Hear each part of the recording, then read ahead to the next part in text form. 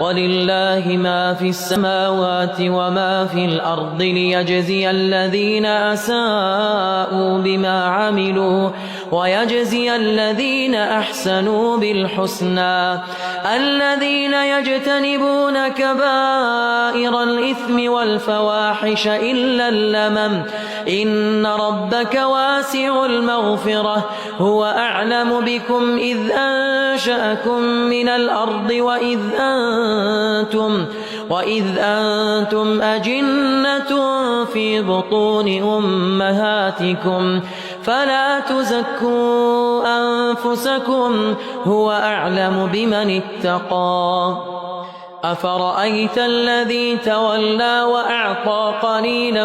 وأكدى أعنده علم الغيب فهو يرى أم لم ينبأ بما في صحف موسى وإبراهيم الذي وفى ألا تزر وازرة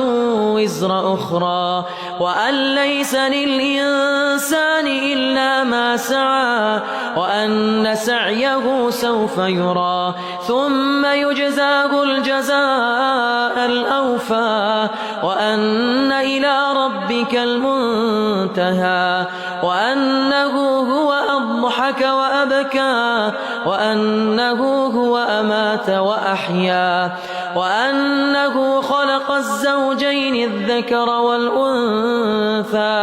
من نطفة إذا تمنى وأن عليه النشأة الأخرى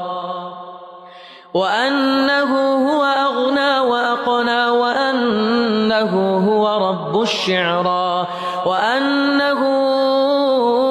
أهلك عادا الأولى وثمود فما أبقى وقوم نوح من قبل إنهم كانوا هم أظلم وأطغى والمؤتفكة أهوى فغشاها ما غشى فبأي آلاء ربك تتمارى هذا نذير من النذر الأولى أزفت الآزفة ليس لها من دون الله كاشفة أفمن هذا الحديث تعجبون وتضحكون ولا تبكون وأنتم سامدون فاسجدوا